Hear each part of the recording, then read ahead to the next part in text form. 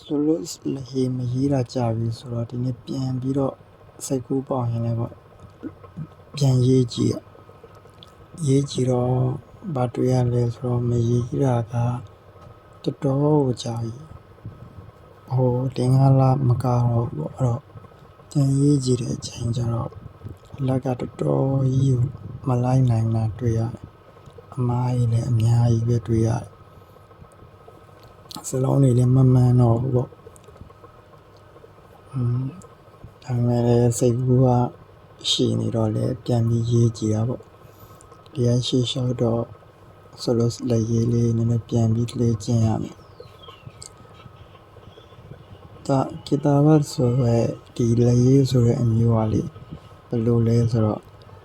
နေတိုင်းရေးနေမှနေတိုင်းမရေးဘူးဆိုရင်ဒါတစ်ပတ်နှစ်ပတ်လောက်ပဲပြစ်ထားလိုက်လက်ကပုံမှန်မဟုတ်တော့လက်ထဲမှာဒီရောက်နေပြီးသားလူတယောက်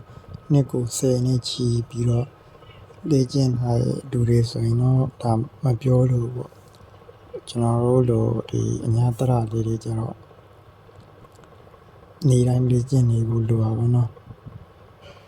အားလုံးပဲဗီဒီယိုလေးကိုကြည့်ပြီးတော့လည်းဝေဖန်ပေးနိုင်ပါတယ်လို့